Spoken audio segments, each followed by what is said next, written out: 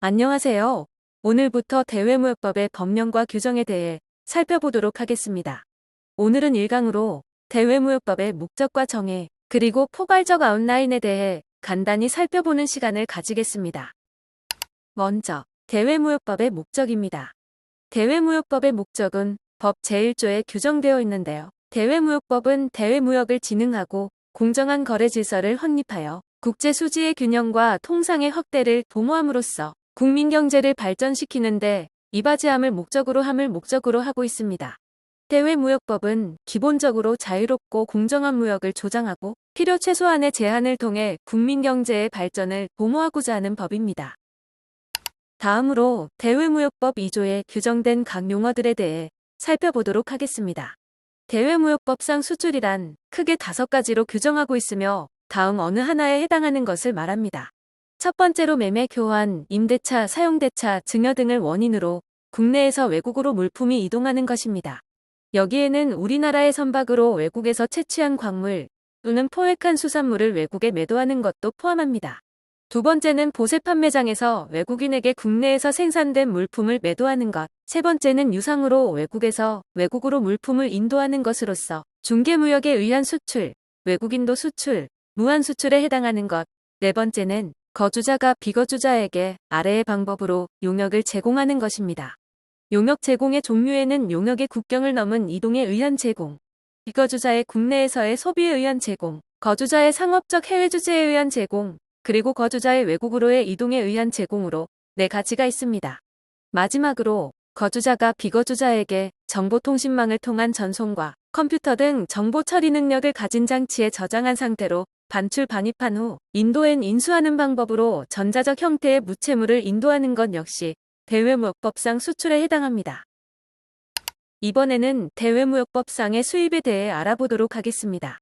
먼저 매매, 교환, 임대차, 사용대차, 증여 등을 원인으로 외국에서 국내로 물품이 이동하는 것. 두 번째는 유상으로 외국에서 외국으로 물품을 인수하는 것으로 중개무역에 의한 수입, 외국인 수수입, 무한 수입에 해당하는 것. 세 번째는 비거주자가 거주자에게 아래의 방법으로 용역을 제공하는 것으로 용역의 국경을 넘은 이동에 의한 제공, 거주자의 외국에서의 소비에 의한 제공, 비거주자의 상업적 국내 주재에 의한 제공, 비거주자의 국내로 이동에 의한 제공이 포함됩니다. 마지막으로 비거주자가 거주자에게 정보통신망을 통한 전송과 컴퓨터 등 정보 처리 능력을 가진 장치에 저장한 상태로 반출 반입한 후 인도 인수하는 방법으로 전자적 형태의 무채물을 인도하는 것 또한 대외무역법상 수입으로 규정하고 있습니다. 그렇다면 대외무역법상 무역의 정의는 무엇일까요? 일반적으로 무역이란 국제 간의 모든 무역 거래를 포함하는 개념이며 이러한 개념에는 상품과 서비스, 자본의 국제 간 이동 등이 포함됩니다. 좁은 의미의 무역은 이중 상품의 국제적 거래를 의미합니다. 대외무역법에서 규정하고 있는 무역이란 물품, 용역, 전자적 형태의 무채물 중 어느 하나에 해당하는 것의 수출과 수입을 말합니다. 무역의 대상에는 물품과 용역 그리고 전자적 형태의 무채물이 있는데 이중 물품은 외국관 거래법에서 정하는 지급수단, 증권, 채권을 화체한 서류를 제외한 동산을 일컫고 있습니다. 다음으로 사조무역의 진흥과 무역 진흥을 위한 조치에 대해 알아보도록 하겠습니다. 산업부 장관은 무역의 진흥을 위해 필요하다고 인정되면 대통령령으로 정하는 바에 따라 물품 등의 수출과 수입을 지속적으로 증대하기 위한 조치를 할 수 있습니다. 여기서 무역 진흥을 위하여 필요하다고 인정되는 조치에는 수출 산업의 국제 경쟁력을 높이기 위한 여건의 조성과 설비 투자의 촉진, 외화 획득률을 높이기 위한 품질 향상과 국내에서 생산되는 외화 획득용 원료 기재의 사용 촉진, 통상협력 증진을 위한 수출 및 수입에 대한 조정, 지역별 무역 균형을 달성하기 위한 수출과 수입의 연계, 민간의 통상활동 및 산업협력의 지원, 무역 관련 시설에 대한 조세 등의 감면, 과학적인 무역 업무 처리 기반을 효율적으로 구축, 운영하기 위한 여건의 조성, 무역업계 등 유관기관의 과학적인 무역 업무 처리 기반 이용 촉진, 국내 기업의 해외 진출 지원, 해외 진출한 국내 기업의 고충 사항의 조사와 그 해결을 위한 지원, 그리고 그 밖에 수출 및 수입을 지속적으로 증대하기 위하여 필요하다고 인정하는 조치가 있습니다. 또한 산업부 장관은 무역의 진흥을 위해 필요하다고 인정되면 특정업을 운영하는 자에게 필요한 지원을 할 수 있는 것으로 규정되어 있는데요. 먼저 무역의 진흥을 위한 자문과 지도, 대외 홍보 및 전시, 연수 및 상담 알선 등을 업으로 하는 자, 무역전시장이나 무역연수원 등의 무역 관련 시설을 설치 및 운영하는 자, 그리고 과학적 무역 업무 처리 기반을 구축 및 운영하는 자가 해당합니다. 두 번째에서 규정하는 무역 관련 시설에는 무역전시장, 무역연수원, 그리고 컨벤션 센터를 포함하고 있습니다. 구체적으로 규모와 수용 인원을 간단히 살펴보도록 하겠습니다. 무역전시장은 무역형 본품을 전시 가능한 시설로서 실내 전시 연면적이 2000제곱미터 이상이며 최대 수용 인원이 50명 이상 가능한 시설입니다.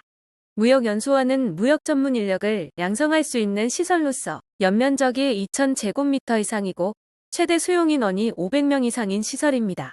컨벤션 센터는 회의용 시설로서 연면적이 4000제곱미터 이상이고 최대 수용 인원이 2000명 이상인 시설을 말합니다.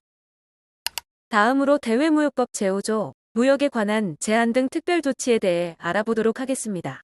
산업부 장관은 다음 어느 하나에 해당하는 경우 물품 등의 수출과 수입을 제한하거나 금지할 수 있습니다.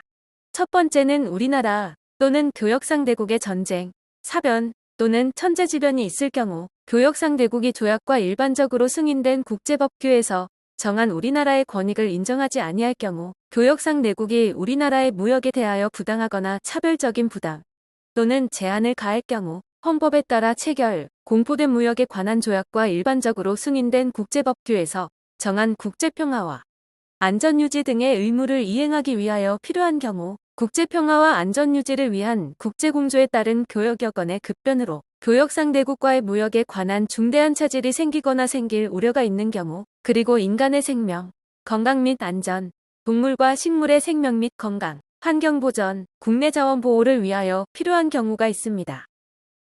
대외무역법의 정의에는 정부 간 수출 계약도 포함되어 있는데요. 대외무역법 제32조에도 설명되어 있으나 정부 간 수출 계약에 외국 정부의 요청이 있을 경우 정부 간 수출 계약 전담 기관이 대통령령으로 정하는 절차에 따라 국내 기업을 대신하여 또는 국내 기업과 함께 계약의 당사자가 되어 외국 정부의 물품 등을 유상으로 수출하기 위하여 외국 정부와 체결하는 수출 계약을 말합니다. 이때 물품 등에는 방위산업 발전 및 지원에 관한 법률에 따른 방위산업물자는 제외합니다. 제32조에 규정되어 있는 정부 간 수출 계약의 보증 및 원칙에 대해 살펴보겠습니다. 정부는 국내 기업의 원활한 정부 간 수출 계약을 지원하기 위하여 보증보험기관으로 하여금 국내 기업의 외국 정부에 대한 정부 간 수출 계약 이행 등을 위한 보증 사업을 하게 할 수 있으며 정부는 정부 간 수출 계약과 관련하여 어떠한 경우에도 경제적 이익을 갖지 아니하고 보증 채무 등 경제적 책임 및 손실을 부담하지 않습니다. 마지막으로 정부 간 수출 계약의 절차에 대해 알아보도록 하겠습니다. 먼저 외국 정부의 물품 등 구매 의사에 관한 정부 간 수출 계약 전담 기관의 확인이 우선되어야 하며 이후 국내 기업의 정부 간 수출 계약 이행 능력에 관한 평가 및 추천이 필요합니다. 다음으로는 전담 기관과 국내 기업의 정부 간 수출 계약 이행에 관한 약정을 체결하여야 하며 마지막으로 전담 기관과 외국 정부와의 수출에 관한 계약을 체결합니다. 이상으로 대외무역법 1강 강의를 마치도록 하겠습니다. 다음 강의부터는 본격적으로 대외무역법의 법령과 규정들에 대해 살펴보도록 하겠습니다. 시청해주셔서 감사합니다.